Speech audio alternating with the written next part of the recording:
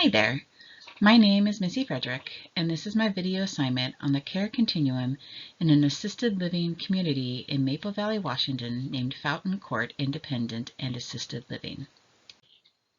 I chose Fountain Court because it was local to me and I felt it was important to see what resources were in my immediate area. The building itself is a large apartment-type complex with 10 duplex cottages on the property in a wooded area, and there's a lot of grass for walks and paths for walks. Care coordination is part of the care continuum, allowing for smooth transitions between healthcare services.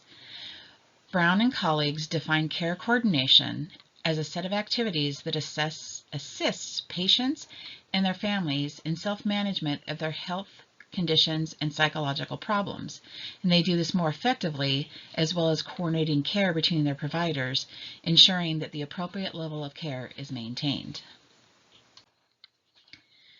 So the setting is a senior housing community where you can live after the age of 55.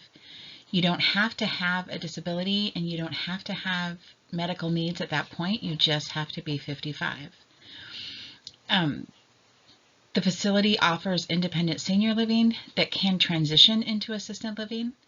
The community is a demonstration of care coordination within the care continuum of socialization, living, healthcare, and a sense of community. A resident can live independently until they can't, and at that point, there are services in place to help manage daily activities. The facility care team is an important aspect to the care coordination at this facility. The care team involves the residents and their families and caregivers, a registered nurse that will act as the care coordinator, and the executive staff, which includes all of the aforementioned and the resident services director and the executive director.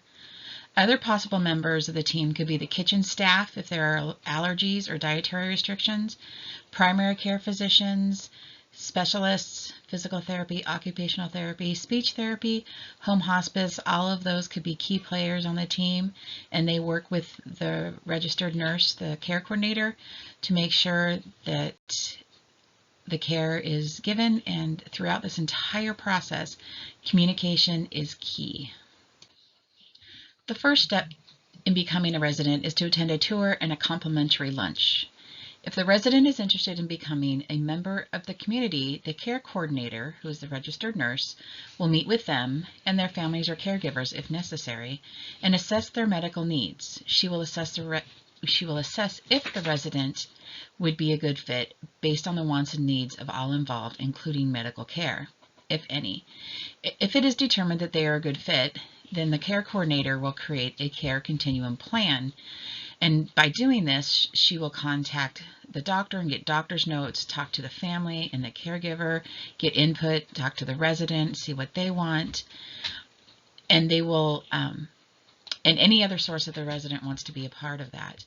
And then they will create a care coordination plan, which the staff and the resident will use to manage their stay. Once the resident is onboarded, the executive staff, including the resident nurse, resident service director, and executive directors, will be in constant communication. After all of this is put into place and the resident has moved in, a review will happen at day 7 and at day 30, and then after that annually every year. Residents can request a review of their plan at any time, and when a major medical event happens, the plan is automatically reviewed. The transition from independent living to assisted living is seamless, as the care can be added as the resident needs it, and it will not require them to leave their space. If someone is required to move to a more substantial medical support housing, the care coordination team works closely with the other facility, with caregivers and family members and the resident to ensure a smooth transition from the assisted living to the other facility, such as a memory care, a hospital, rehab center, etc. A person can choose to leave the facility on their own, providing they give a 30-day move-out notice. If a sudden medical event changes the resident's status, the 30-day notice is waived. but the resident will continue to be charged until their possessions are removed from the apartment. Part of the integrated services that are provided, included in the monthly costs, are medication management. The facility actually provides a pharmacy that they prefer you go through, and then they will help manage your medications. You can self-manage if you qualify. They offer housekeeping, 3 meals a day. They offer laundry service, personal care such as bathing, transportation services like to and from a doctor's appointment. They offer health monitoring and management.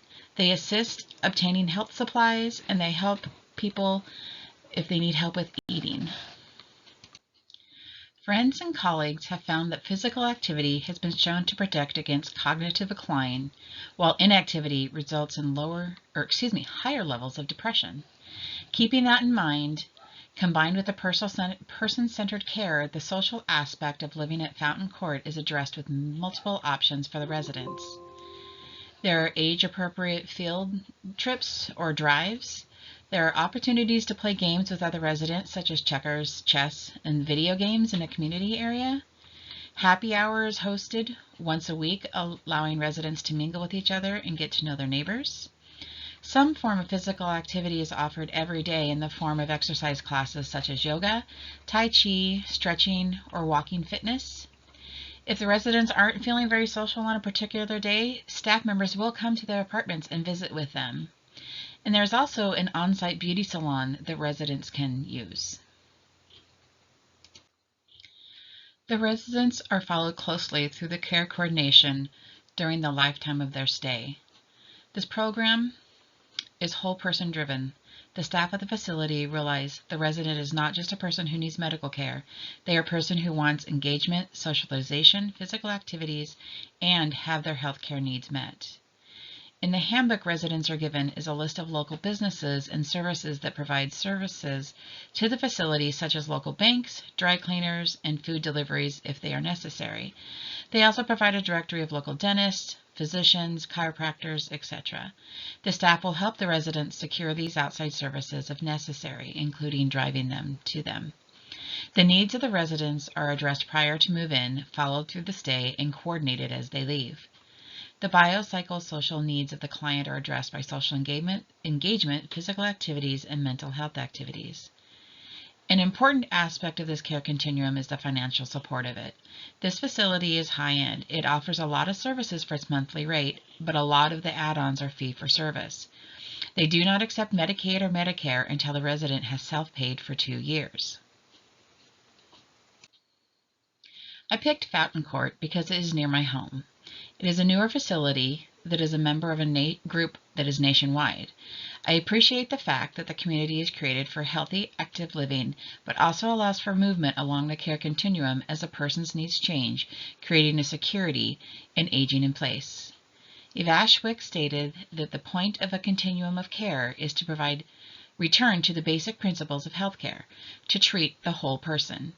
Fountain Court attempts to meet that definition. They provide healthcare coordination and address a psychological, social, and biological model of health along the continuum.